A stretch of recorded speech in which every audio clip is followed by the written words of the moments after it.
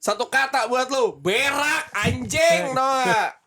Lu tau gak, lu bikin satu Indonesia marah-marah malam-malam di mana nih? Otaknya tuh di mana ya? Kan injury time 6 menit, tapi nyetak gol di menit 9 tambahan waktu. Lu pakai otak dong. Sampai Jerome Pauline bikin konten ngajarin lu hitung-hitungan.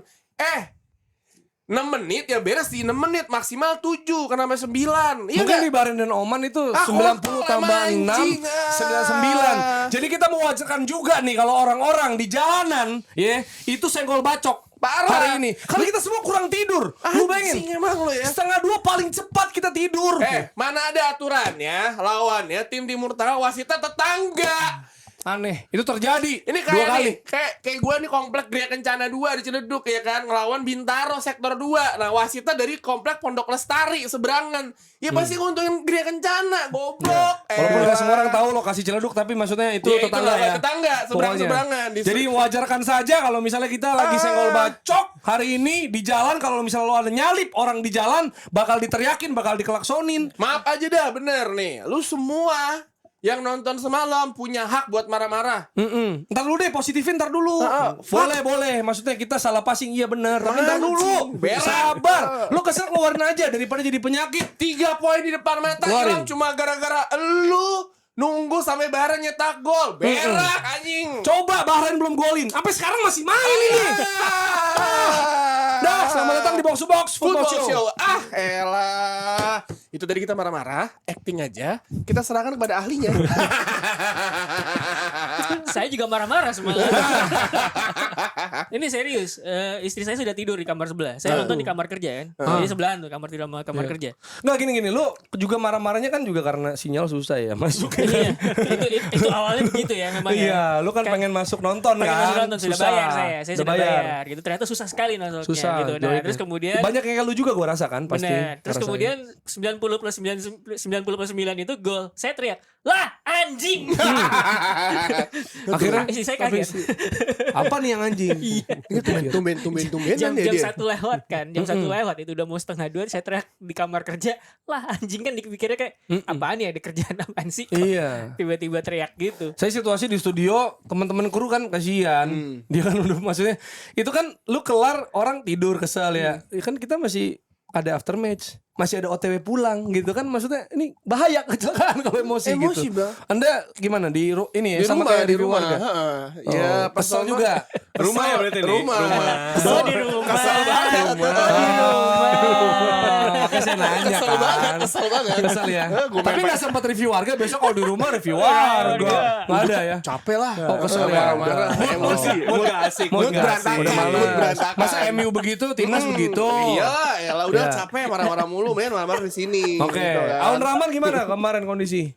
Karena gue tipe orang yang ini kali ya, apa, kalau berekspresi nggak terlalu Meledak-meledak ya lo orangnya. Kalau ya sebenarnya ada gunung api yang meledak di hati gue ketika kita Ush, ini. ketika tiba-tiba imbang tuh gue kesel gitu. Tapi kan gue karena tidak meledak-meledak orangnya, gue diam gitu. Terus gue ngerokok kan anjing. Kayak ya kesel aja. Anjing tuh tapi masih kalem ya anjing. Nah, tapi emang saking kalem kita kan anjing misalnya kayak anjing. Kita emang emosi banget kayak ini anjing rumah. nih kita tanya editor kita nih. Lu emosi gak, Dik? Tuh, dia aja emosi anjir. Ini editor kita, Dika ini orang paling alim satu ruangan ini. Iya betul. Dika itu Bisa kelihatan. kalau jadi imam suaranya bagus banget. Bener. Allahu Akbar. Jadi Itu talent tersembunyi dia ya. Jadi- antang banget gak pernah marah kelihatannya. Sekarang marah. Senyum anjing. terus. Pokoknya Ada gua- editing banyak santai Iya. senyum. Ini harus selesai sebelum sholat Jumat senyum. Itu. Sayangnya nggak saya tuh paling bisa ya. senang kalau sholat berjamaah, imamnya Dika tuh kayak waduh. Adem ya hati ya. Merem itu. Sholat sambil merem saya dengerin Wah. dia baca surat. Dia marah cuy. Serius ini. Adem ya Dika jadi pengen Iya, nyoba adem. gue. Ya gimana? Ayo. Do, lo gimana Do? Lo kan biasanya what the fuck, motherfucker. Udah terjawab ya. Iya. Udah kesel banget. Oh. Tapi setelah gua akhirnya kesel, maksudnya wajar kita kesel. Kita punya hak untuk kesel karena Benar. bahkan teman-teman kita kayak Kish yang di Malaysia aja sampai bilang anjing dirampok nih Indonesia. Ya, Bahkan iya. media belakang juga bilang. Tapi dari situ akhirnya kita sadar bahwa something wrong sebenarnya. Ini seharusnya bisa tidak terjadi kalau titik-titik banyak. Banyak. Ya kan?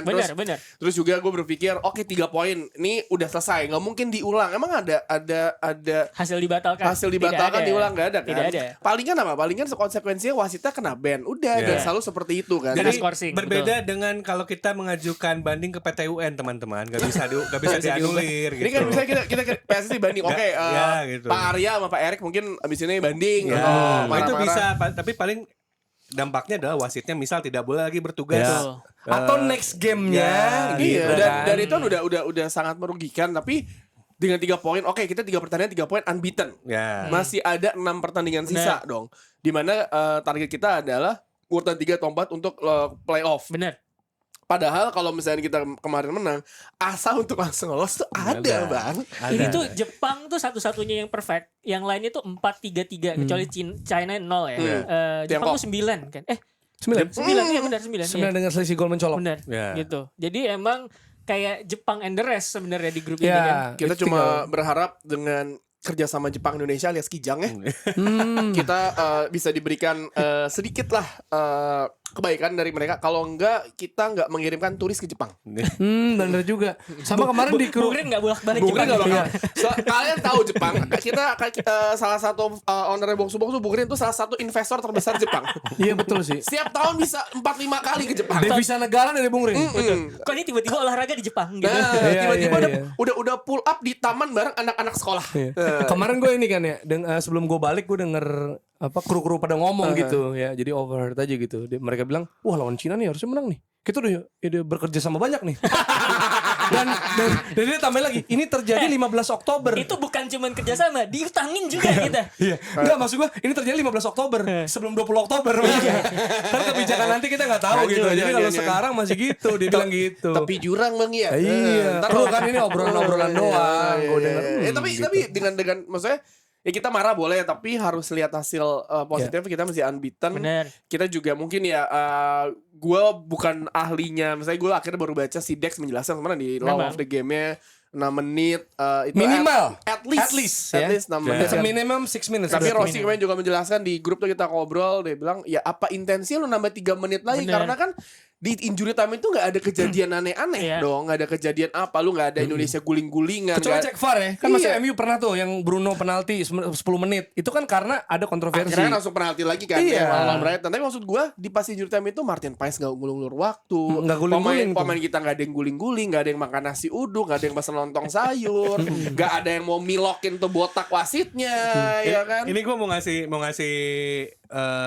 ini bukan bantahan ya, tapi mungkin cara pandang baru. Gue sepakat kalau misalnya sampai 90/9 itu kebanyakan. Tapi ini teman-teman boleh ngecek lagi ya. Takutnya saya salah juga. Jadi sebenarnya ketika wasit injury time itu kan sebenarnya betul kata Dex yang Dex bilang itu at least. Tapi itu yang gue lihat ada satu yang mungkin kita juga luput. Wasit Alkaf ini telat buat memulai counting injury time-nya dia. Oke. Jadi dia itu baru mulai counting injury time adalah ketika menit 91 sekian. Berarti bego dong. Berarti tolol dong.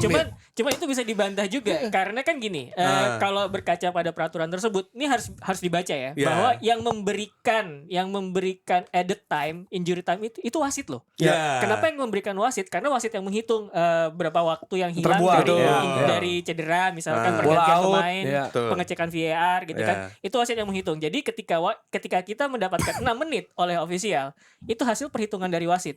Dan harus diingat juga, itu minimum 6 menit. Tidak bisa kurang dari itu, lebih bisa. Cuman pertanyaannya kalau misalkan lebih itu dari mana? Gitu. Apakah Dan seberapa lama itu mesti dilakukan kan itu? gitu. Karena yang terjadi kalau kita lihat bahkan Witan aja waktu counter itu kan 97 kalau nggak salah ya. 90 berarti udah +1 dari waktu. Oke.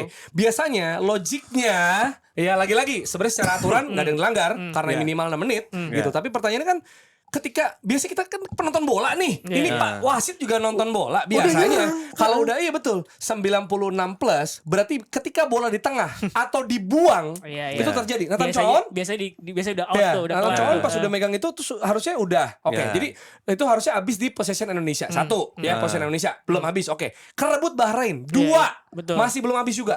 Bola out. 3. Masih ada throw in dari Bahrain masih dapat 4. Masih ada corner 5. Tapi oke, corner peluang 6. Berarti sama cornernya. Iya. Ada 6 peluang wasit udah mengudahi pertandingan. Sebelum gol itu terjadi. Iya, makanya kemudian gue tidak ketika orang semalam marah-marah di timeline, menurut gue itu sesuatu yang wajar. Gini, jadi kita duduk perkara ya, merasionalisasi emosi. Iya. Misalnya gini, contoh Casemiro nyekek pemain itu kartu merah. Iya kan? Itu kan lagi di bawah-bawah nih. Casemiro nyekek pemain itu kartu merah. Terus kemudian pemain siapa kemarin yang nyekek Arsenal dengan kartu merah? Oh ini yang Wolves. City. Wolves. Yang gini kan? Iya. Mosquera Itu lupa tidak gua. kartu merah. Itu kan sebenarnya kalau misalkan ada ini yang yang Bruno kartu merah, tapi yang Sandro Tonali kena tackle-nya pemain City nggak kena. Kovacic juga. Iya, jadi itu kan sebenarnya mungkin ada emosi fans di situ ya, ada subjektivitas. Cuman subjektivitasnya itu wajar karena kita mempertanyakan ini standarnya gimana sih? Itu yang gue sering bilang kan, Iya kan? konsistensinya gimana? sampai mana? Makanya kemudian ketika kemarin banyak orang marah-marah di timeline soal udahlah jangan marahin wasit, itu aja fokus ke diri sendiri. Enggak, menurut gue ada sesuatu yang layak dibahas di sini. Betul. Karena balik lagi 90 plus 6 memang masih bisa increase. Cuman dasar increase-nya ini dari mana gitu? Apakah ada pelanggaran selama injury time selama itu sampai 3 menit? Apakah ada pengecekan yang selama injury time sampai 3 menit gitu? Itu sesuatu yang wajar. Dan perspektif gue sebagai jurnalis, itu gue yakin ya, kalau misalkan gue masih duduk di ruang editorial gitu ya, masih duduk di ruang editorial di sebuah media, itu pasti bakal editorialnya bertanya, coba itu cek asal 3 menit dari mana? Itu masih itu masuk jadi news value. Karena itu mempertanyakan sesuatu yang bisa dihitung secara matematis. Iya kan? Itu kan rasional gitu. Kalau yang bikin konten ngitung pelanggaran gitu kecuali kalau misalkan dihitung beneran, beneran 3 menit ya sudah gitu. Cuman mempertanyakan hal tersebut tuh nggak salah. Gitu. Sama kalau editorial si Rossi pasti udah ngetik, udah tinggal enter selesai pertandingan. Entot kebobolan. Iya, itu pasti berubah lagi. Enggak, masuk begini loh. Ini kalau kita dengar cerita Waldo, ketika dia suka Madrid dan maksudnya benar-benar euforia ketika Madrid juara, ketika menghadapi Atletico Madrid, itu kan gol Sergio Ramos 92-48, betul ya? Itu bahkan menjadi nomor penting ya, nomor penting buat dia, password juga gitu ya. Gue kebayang nih kayaknya passwordnya di 9239 9839 ini akan menjadi passwordnya warga Bahrain. Kalau situasinya sama. Dan enggak, maksud gue gini loh, ini terjadi sebuah penipuan dan manipulasi sejarah bro di Bahrain. Karena FA-nya Bahrain nulis 90 plus 6. Emang kontol anjing, emang berak. Itu namanya politik bahasa. Politik bahasa. Exactly. Agenda setting. Ini manipulasi sejarah 92-39 kok golnya. Tapi Bahrain harus sadar 98-39. Ini kawan-kawan kita di Stadio tuh ada yang bilang Afsal Senegal kualifikasi Bali 2018 diulang gara-gara wasit. Gue cek, oh iya ternyata ada nih kesempatan Indonesia mengulang. South Africa nih mengulang pertandingannya based on Guardian.com ya. South Africa versus Senegal World Cup qualifier to be replay after referee ban. 2018. Ini berita 2017 ya. FIFA has ordered the World Cup qualifier between South Africa and Senegal diulang setelah wasit memberikan penalti dengan handball yang nggak ada. Handball goib. Aduh, gua enggak mau berharap. Gua enggak mau berharap itu di mana Afrika Selatan menang 2-1 di November tahun 2016 akan diulang di tahun 2017 November. Gua enggak tahu hasilnya berapa ya. Tapi kalaupun diulang dari menit 0 lagi, yang mana itu konteksnya beda. Karena dari menit 0 sampai menit 90 sekian itu menurut gue fair and square, skornya 2-1.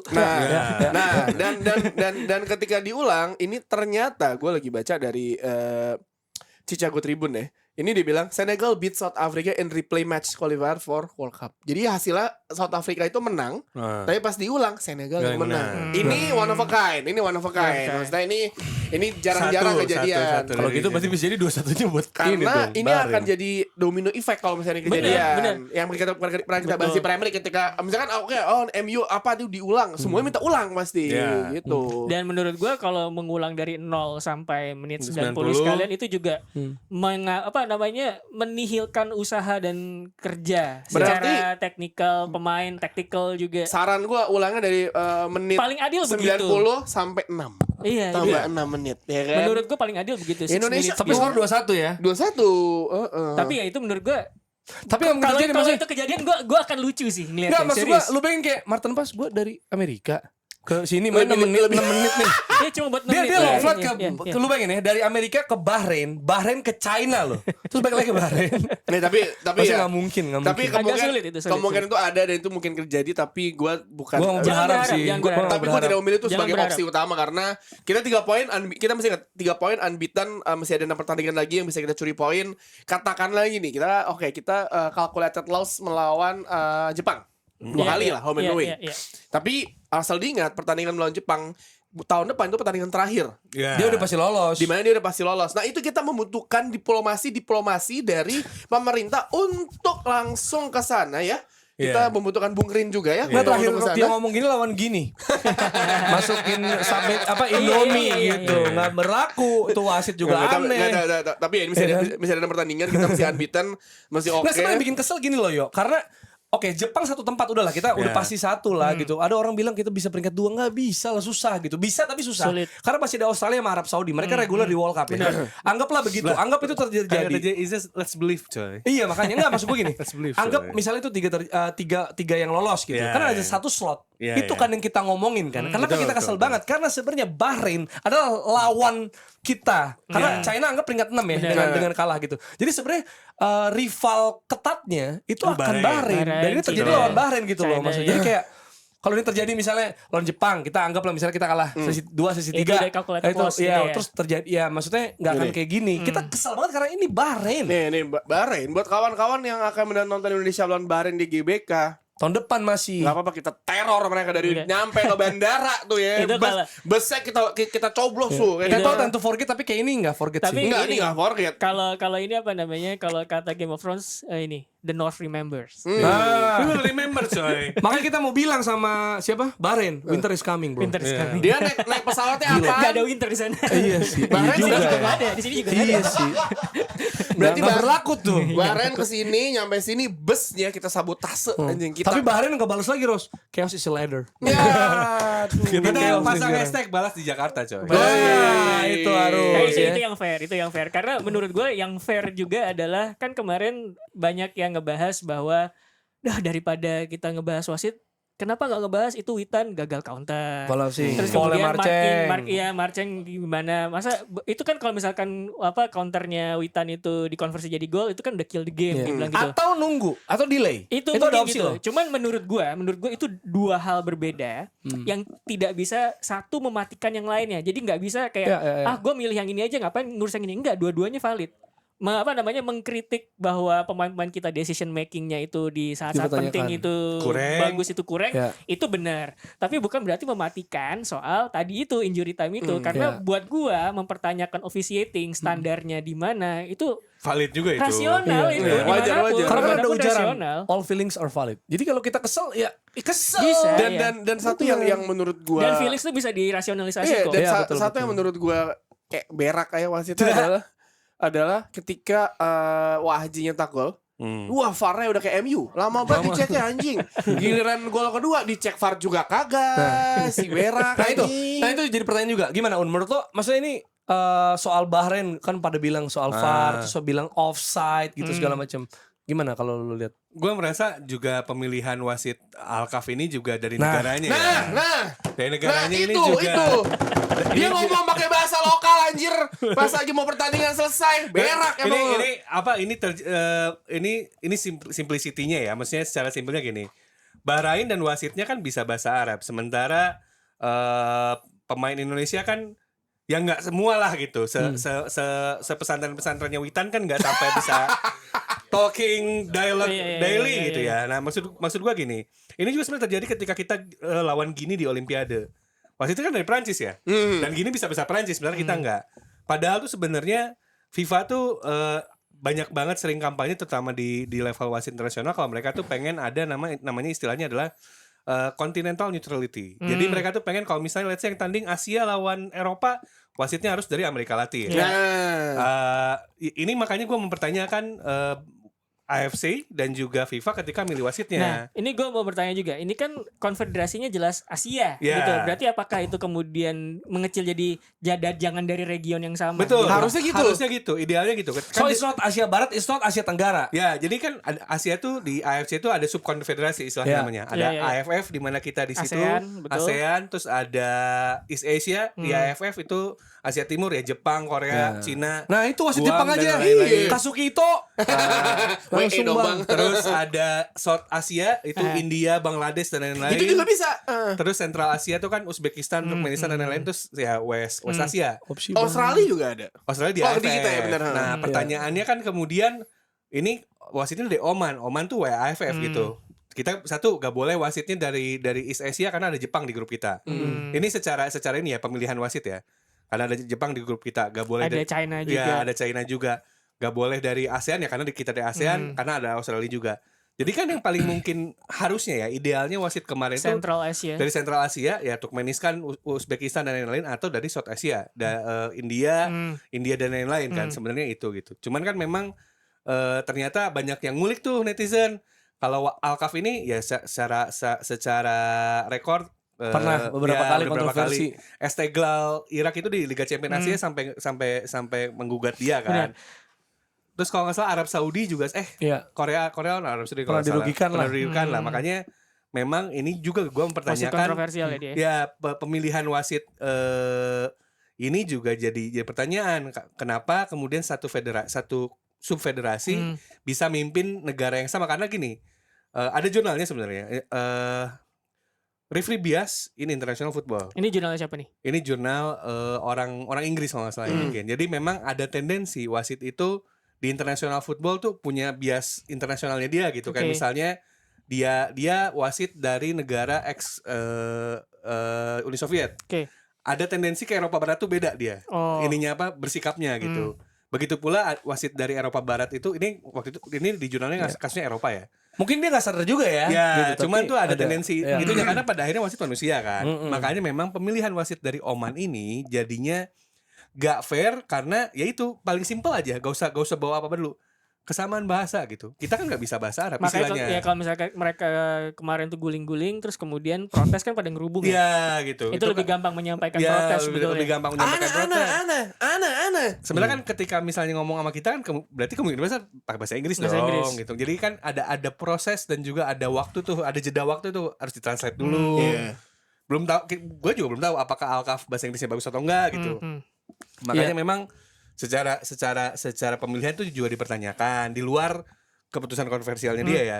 Pemilihan wasit ini juga memang harus jadi catatan juga buat FIFA dan AFC ke depannya gitu. Kalau misalnya karena kan ya apalagi FIFA-nya kan udah sering menggemakan soal tadi continental neutrality.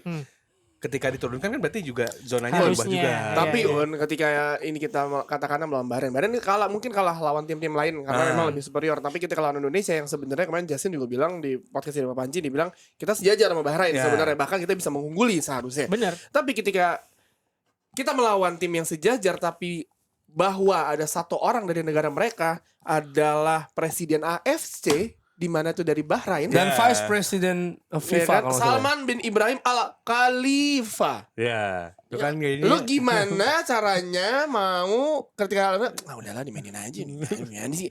Gimana caranya terlepas dari mungkin ya gue nggak tahu dia ngoceh apa enggak ya. Tapi maksud gue kan gimana sih Bang? Nah, Tapi gini, kan? kalau soal wasit ya tadi misalnya Timur Tengah, Sedex juga ngetut juga ya soal sebenarnya ini nggak terjadi sekali ini aja. Ya. Jadi ada beberapa yang wasit Timur Tengah memimpin laga Timur Tengah. Ada Betul. mungkin 8 kasus, 10 kasus.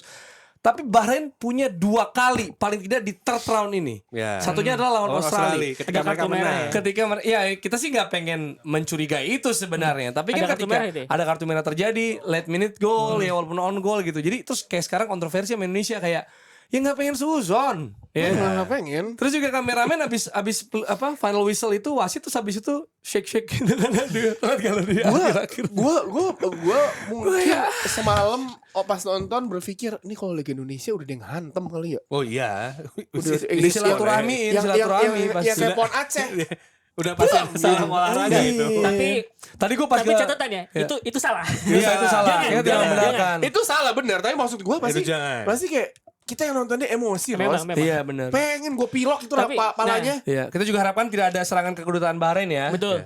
Tapi menurut gue tadi penonton boleh emosi, tapi gue ngeliat sebagai coach, mungkin pemain banyak emosi, manajer bahkan kena kartu merah ya Indonesia. Dan tapi gue ngeliat Shin Shen Taeyong juga. Shen Itu. si Shin Taeyong itu secara sebagai coach dia kayaknya bisa jaga ketenangan ya, nggak seperti di playoff. Preskonnya gimana ya? Dia kartu merah kan. Preskon aman ya? Dia juga komplain. Dia komplain Tapi nggak yang harsh. kapan mau maju federasi Asia kalau wasitnya gitu. Terus dia pas terakhir nggak salaman sama Panpel, lewat aja salaman. Panpel udah begini. Set dia kayak fuck lu anjing. Karena dia ingat kata-katanya Mourinho, pelatih favorit kita. If I speak, I'm in trouble. Soalnya menurut gua masih banyak yang lebih penting. Pertandingan lawan China jangan sampai para pemain itu mentalnya drop dan kepengaruh. Emang harus cepat move on ya. Dan itu pelatih yang bisa bisa bikin gitu. Udah 15 dan kalau bisa dievaluasi dari lawan Bahrain sendiri, ketika kita unggul sebenarnya itu Bahrain udah gungho lagi kayak waktu Arab Saudi gungho banget. Ada satu momen di mana yang tadi Witan yang ada counter attack ya tidak bisa dikonversi, di mana ya kita boleh emosi tapi kita harus melihat juga ketika kita unggul di mana kita ada waktu tambahan, setiap tim tuh yang mungkin sadar mereka tuh langsung bawa bola ke ujung-ujung posisi gawang lawan ya, bukan gawang ditahan. Lu lihat bagaimana Thierry Henry shield bola di Highbury, ada pokoknya cuplikan banyak. Itu yang sebenarnya mungkin harus dilakukan, nggak usah terburu-buru. Ya probably gue merasa bahwa Indonesia berada di stage besar terus kemudian unggul atas tim yang secara level mungkin sedikit di atas Indonesia, itu kan jarang ya kejadian. Jadi ketika banyak yang bilang harusnya nahan bola, ya itu mungkin belum pernah dipelajari sampai sejauh itu gitu loh. Karena sebelum-sebelumnya nggak punya kesempatan kayak gitu. Dan menurut gue sebenarnya sih yang bisa dirasionalisasi tentu saja aspek-aspek permainan, taktik gitu misalnya, atau mungkin ya perkara decision making gitu loh, perkara teknikal juga. Kenapa kemudian ketika counter udah 2 lawan 1 umpannya gagal gitu. Itu bisa dan menurut gue pelatih berhak untuk mengkritik pemainnya ketika pemainnya gagal di momen-momen penting, atau setelah dikritik atau mungkin ya di coaching ulang lagi gitu loh. Itu wajar. Yang mana ini? Gua waktu kemarin gue sempat siaran Virzi kan ya. Itu kami membahas yang gue yakin lu juga setuju Ros, karena lu juga nge-tweet hal yang sama gitu ya, maksudnya tanpa janjian gitu ya, karena di babak pertama kita lihat ada high press dari Bahrain yang kita tahu cara untuk memecah high press adalah long ball, ada direct ball ke depan. Nah, ini berkaitan sama tadi yang lu bilang soal menahan bola, soal bagaimana winning the second ball gitu dan lain sebagainya. Ini kan membuat, ini gue suka poin lo adalah gap antar lini. Itu yang coba dieksploitasi kemarin gitu ya. Jadi sebenarnya kalau misalkan lu kena press sama lawan, itu yang terjadi kan ya sama kita di babak pertama. Pressingnya Bahrain begitu bagus dan itu bikin Tom Hay sebagai sole midfielder yang bisa ngalirin bola ke depan atau ke sayap, itu dia dikerubungin banyak banget pemain Bahrain itu. Makanya kemudian Tom Hay kok kayak nggak kelihatan. Enggak, itu bukan salah dia, karena dia kadang-kadang suka kalah jumlah juga di lini tengah gitu. Nah, itu kemudian cara nge-break pressing itu sebenarnya ada 2. Satu, misalkan lu nempatin pemain-pemain yang press resistant ya, kayak Sergio Busquets gitu katakanlah gitu ya, yang kalau udah punya pemain yang press resistant, lu bisa operan-operan pendek terupas gitu. Jadi nggak ngaruh pressing lawan, karena lu bisa mengeliminasi struktur pressing lawan. Karena yang ditekan juga lihat oper bola beres gitu. Siapa yang gitu di kita? Nah, itu belum ada menurut gua. Makanya kemudian yang dicari adalah opsi kedua, nge-break pressing pakai long ball gitu. Menurut gua itu nggak apa-apa. Cuman risikonya kalau misalkan lu pakai long ball adalah lu harus siap misalkan bolanya itu enggak bounce ya, bolanya itu bounce, kita nggak dapat ke pemain sendiri, harus berebut second ball gitu. Nah, inti dari supaya lu dapat second ball adalah satu lini sama lini lain jaraknya harus rapat. Ya kan? Harus rapat. Nah, ini yang kemudian kejadian di Indonesia. Jarak antar lini itu nggak rapat. Jadi shape-nya berantakan. Dan kemarin gue sempat komen juga di Twitter, gue bilang kayak ini shape-nya berantakan banget ketika di counter, dan lu nggak ngeliat kayak ini kok berantakan banget ya, gemes banget. Dan gue ngeliat juga, gue kemarin sempat nge-tweet sebelum akhirnya si Rafael nyetak gol ya. Bahrain itu kan lu punya back yang fisiknya gede ya. Maksudnya lu striker lu Rafael Aurat Mangun, maksudnya ya tidak mengecilkan dengan golnya indahnya dia. Tapi gue berpikir kayak kenapa gak masukin Dimas Derajat ya?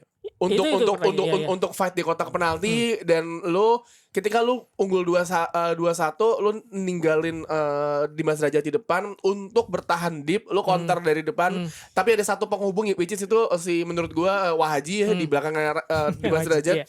Untuk maksud gua gini, ya lu kan body contact mulu ya. Rafael berapa kali tuh nggak bisa masuk ngelewatin kotak mulut, dan dengan semua drama-drama dari para pemain Bahrain, menurut gua Dimas Derajat di sana tuh buset deh, gue kemarin sempat nonton Persija tuh gimana dia bisa tapi kayak gitu. Tapi pertanyaannya kan pasti siapa yang diganti? Berarti maksud lo Rafael Strike? Nah, Rafael tuh kemarin gue ketika dia digeser ke sisi sayap ya kemarin ya, dia bisa nyetak gol seperti gue agak bingung. Tapi menurut gue, ya terlepas dari Rafael nyetak gol, gue sih kemarin opini gue adalah ganti Rafael dengan Dimas Derajat. Lu coba untuk main ke sana, karena kan ketika lu di high press, lu long ball ke depan, lu butuh satu orang yang punya power dong. Nah, ini menurut gue kenapa kemudian mungkin ini gue mencoba merasionalisasi kenapa Rafael Strike tidak diganti ya, dan kenapa dia yang jadi starter. Karena sebelum proses gol pertama, lu perhatiin sequence di mana dia link up play sama Calvin Verdong di sebelah kiri gitu.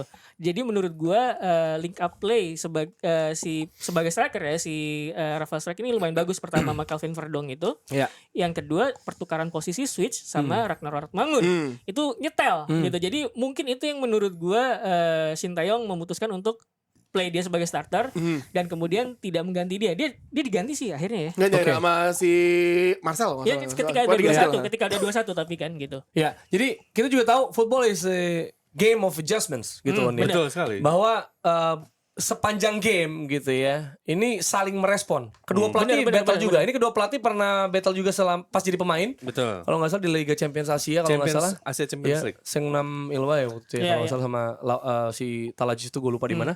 Nah sekarang jadi pelatih sama-sama dan saling merespon. Gimana lu ngelihat adjustment dari kedua pelatih sepanjang pertandingan, On? Gue tuh selalu merasa kalau Sintayong tuh jago merespon situasinya. Jadi yang gue lihat biasanya tuh Sintayong tuh akan bikin kejutan di menit pertama, dia bikin langsung shocking dulu, buat lihat respon lawannya. Respon lawannya dia akan respon lagi gitu. Nah, kemarin kita terkejutnya bocor Malik Rizaldi. yang gue lihat di game kemarin justru adalah satu, tidak ada kejutan, gak ada shock di spang attitude-nya di awal ya. Maksudnya gak ada kejutannya. Tapi starting line up Jordi Amat dan Malik Rizaldi apakah lu kaget?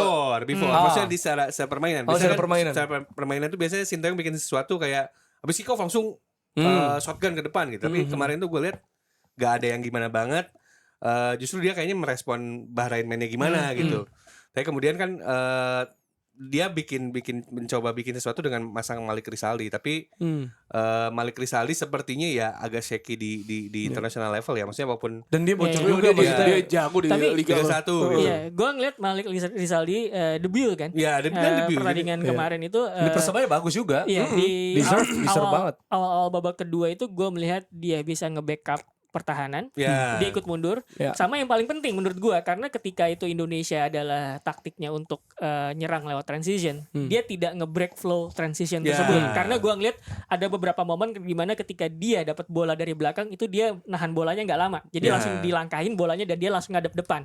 Itu tidak nge-break flow transition. Dan menurut gue itu satu momen penting yang bagus walaupun kecil gitu. Ya, Un. Tadi kan lu bilang ya Sintayong tuh bagus dalam merespon ya, adjustment sama gimana lawannya, paling enggak gerakan di awal. Tapi sebenarnya ini perlu dibahas juga gue rasa soal pemilihan starting lineup, karena ini juga bisa jadi untuk lawan China kira-kira siapa kita, karena kata orang ini nggak ketebak banget gitu. Nah, menurut lo inisiasi apa yang terjadi ketika Malik Rizaldi dan Jordi Amat ada di sana gitu? Dan starting lineup kalau secara umum gue kaget pas ada Jordi lineup nggak? Gue kaget sih.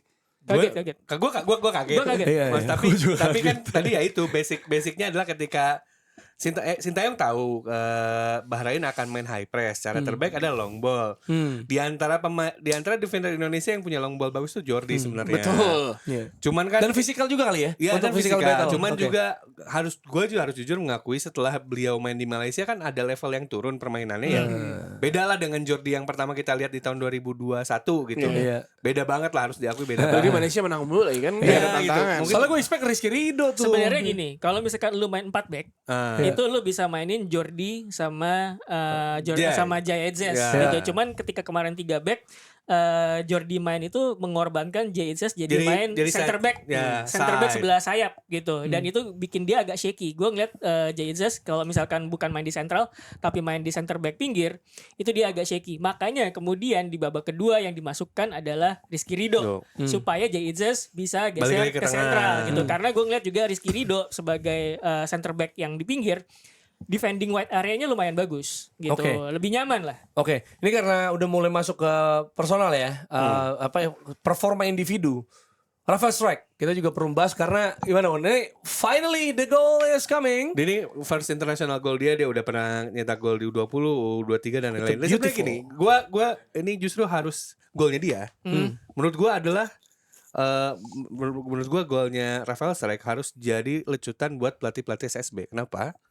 Karena bisa nge-produce finishing sebagus itu, serapi itu, berarti latihan dasar tekniknya bagus banget. That's supposed to be a winning goal.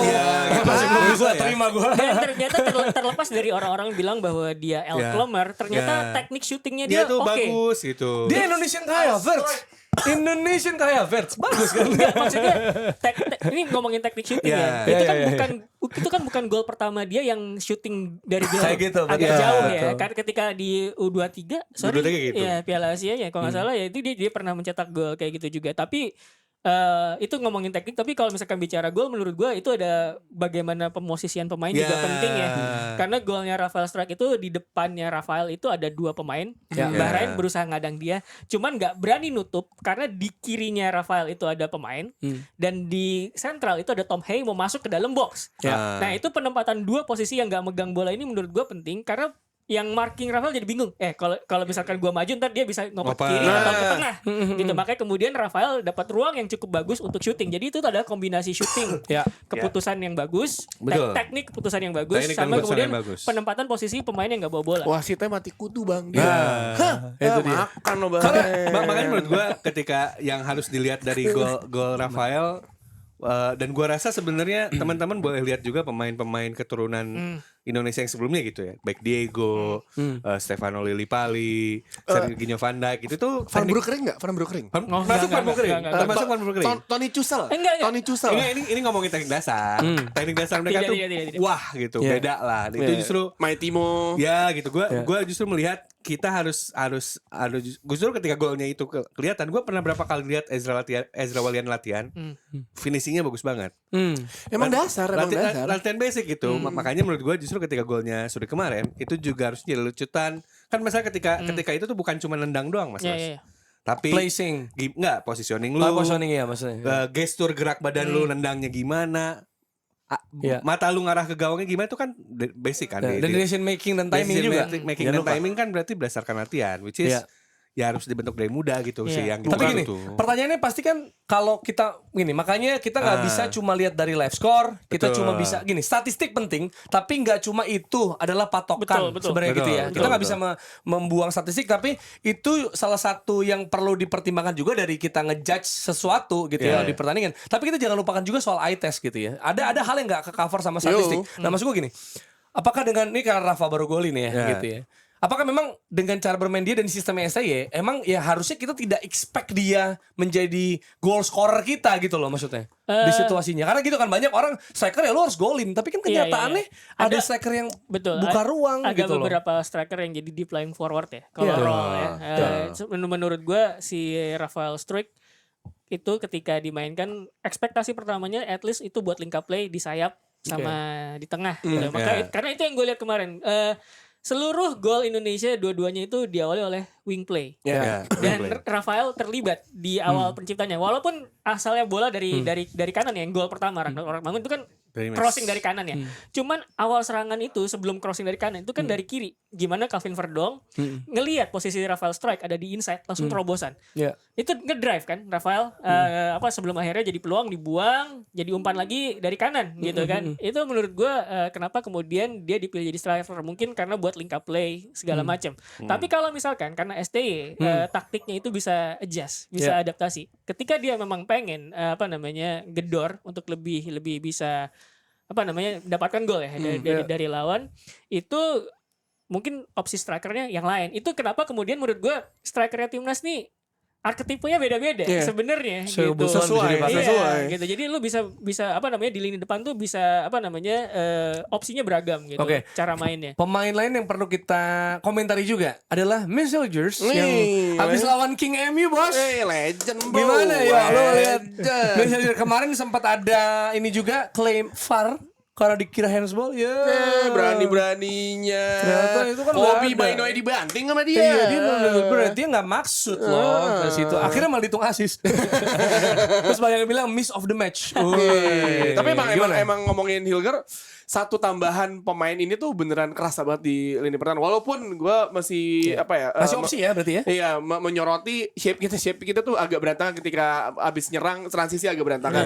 Dan dengan ada dia tuh memberi satu ketenangan di maksudnya kayak ya bukannya maksudnya tambahan lu waktu itu kita ada si Jaitzes, terus ada Rizky Ridho, Jordi Amatnya kita udah kayak mantap bang. Ini tambah lagi nih makin mantap lagi menurut gua. Jadi dengan kemampuan yang ada dan kemarin juga dia ngebaca pergerakan pemain Bahrain juga bagus banget gitu. Jadi maksud gua off ball movementnya dia tuh bagus. Dia juga bisa ngebaca permainan dengan baik dan juga mungkin baru pertama kali main bareng Jay juga ya. Sama Jordi Marido mungkin agak sedikit shaky. Tapi gue yakin melawan Cina sih harusnya udah bisa udah bisa kelihatan lah butuh. Kan ini kan anak-anak sih.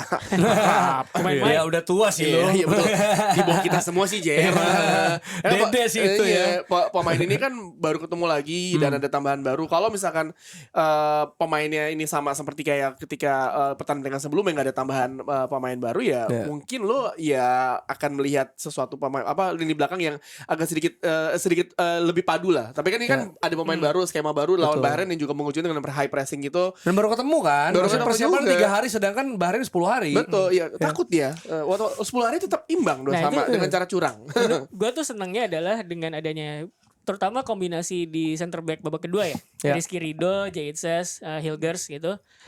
Yang gue notice adalah tiga-tiganya tuh punya box defending bagus.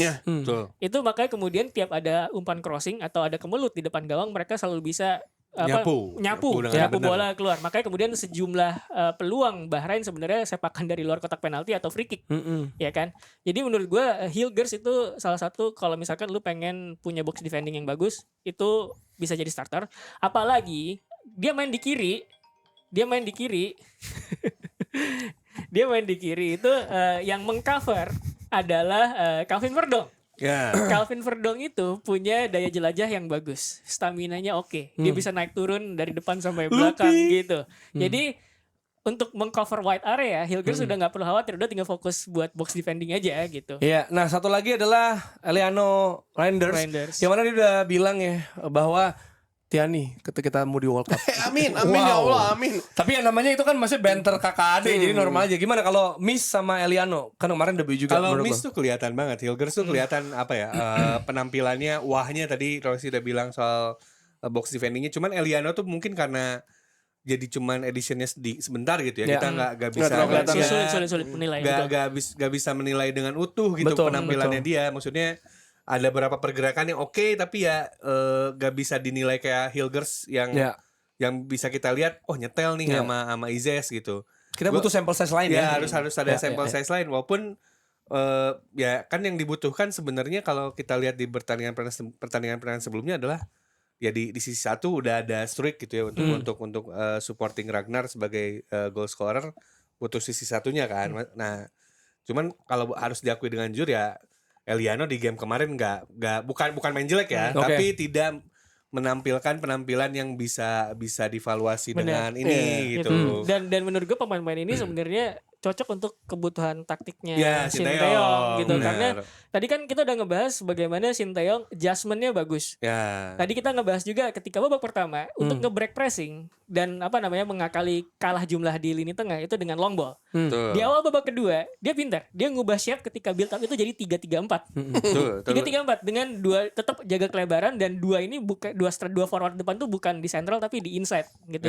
Jadi di sisi agak pinggir lah gitu. Nah, dengan 3-3-4 itu sebenarnya long ball jadi bisa dikurangin. Karena beberapa kali gue lihat bola progresinya tuh lewat tengah, lewat bawah.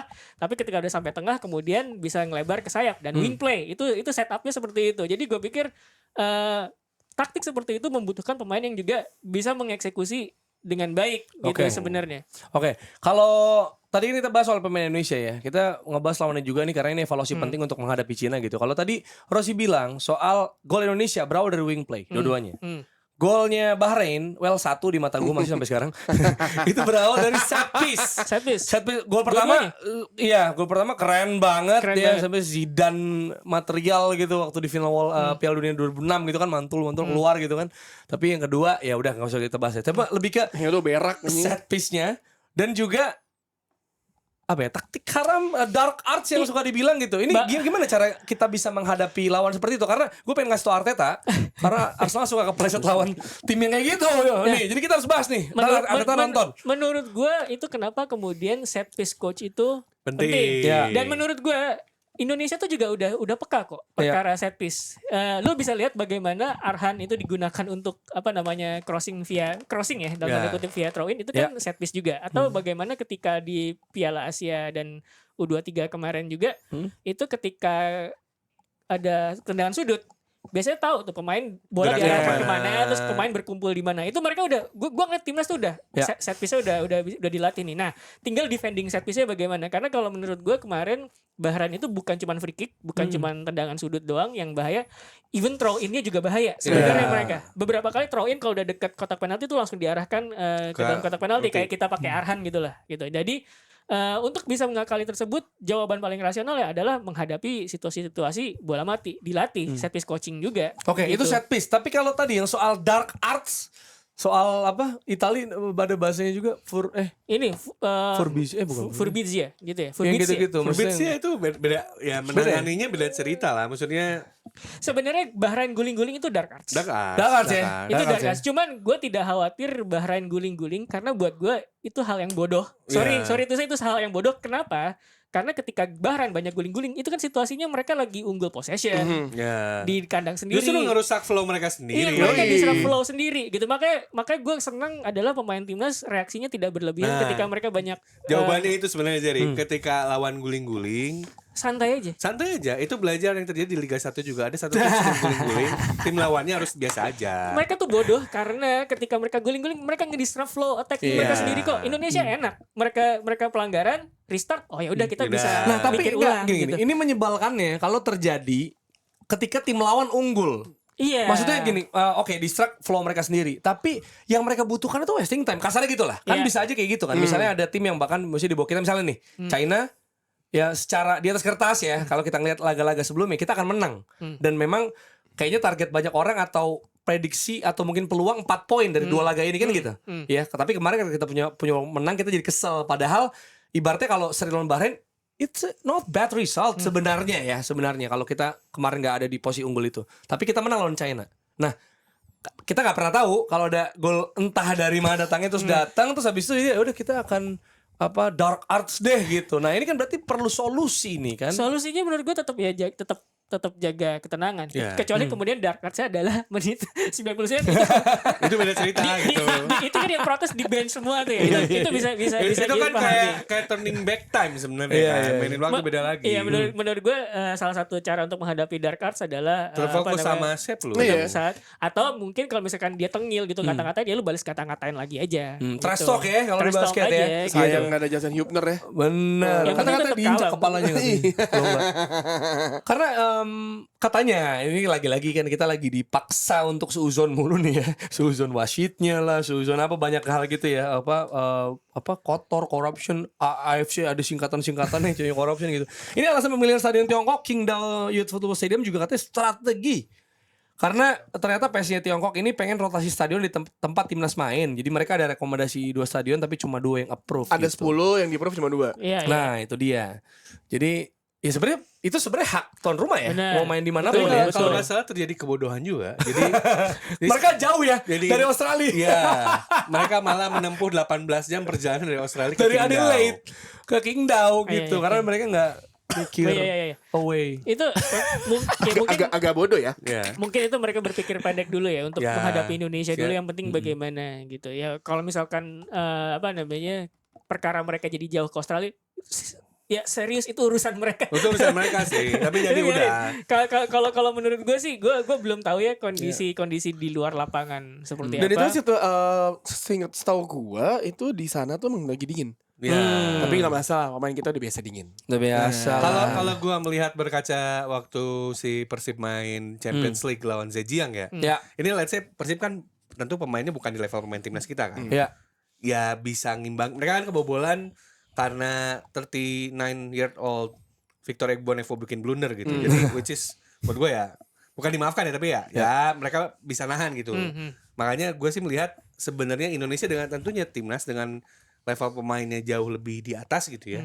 Ya tentunya bisa lah. Maksudnya bisa Maksudnya optimis bisa. Kalau misalkan dibilang 3 poin ya? Dibilang Tiongkok itu negara yang bisa sukses di sepak bola, buktinya tuh belum ada secara konkret gitu. Mereka punya Chinese Super League, tapi ternyata dengan adanya liga itu pun timnasnya juga biasa-biasa aja. Itu gelembungnya pecah. Gelembungnya Iya. pecah Channel soalnya. Super League Cina itu gelembungnya pecah ketika kemudian banyak perusahaan yang nge-sponsor, duitnya macet. Nah, Ya. dan maksud gua sejauh ini siapa sih pemain Tiongkok yang kita kenal selain Sun Jihai, Li Ti, Dong Fangzhou siapa lagi? Maksudnya Fangzhou. yang prominent namanya di belantika sepak bola dunia kan siapa gitu. Kalau salah si yang paling pakai namanya Ule ya, yang main di Espanyol tapi Oh, iya. balik lagi ke Cina dia. Ya, tapi maksud gua Stephen Chow. ya Saudi Dia bukan China. Oh, bukan Bukan Taiwan ini. Hong Kong. Hongkong. Tapi ya kalau ngelihat dari pertandingan-pertandingan yang di Yao Ming paling ya. ketika lawan Cina Tiongkok harusnya 3 poin mah bisa. Bisa. ini. Yao Ming sama Jeremy Lin paling itu adanya. Tapi gini, kalau kita ngelihat ya, lagi-lagi evolusi kita udah bahas soal pertandingan segala macam. Starting 11.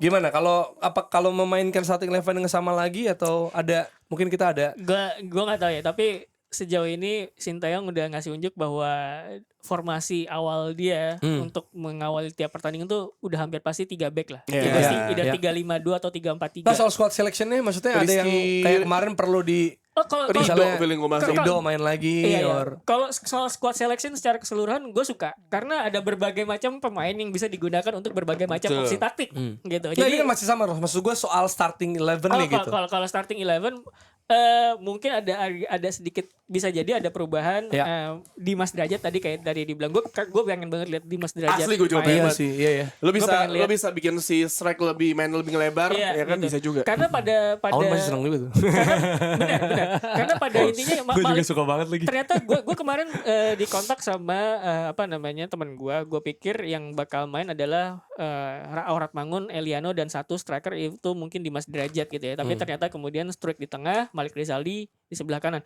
berarti possible untuk mainin 2 striker dan salah satunya agak di pinggirin. Jadi kalau misalkan mainin Dimas Derajat di tengah dan Rafael Struijk agak ke pinggir gitu ya, untuk link up play lagi Jadi di kiri. ya, itu mungkin bisa gitu, karena gue melihat ada kecenderungan timnas itu mengawali serangan progresi itu dari sayap.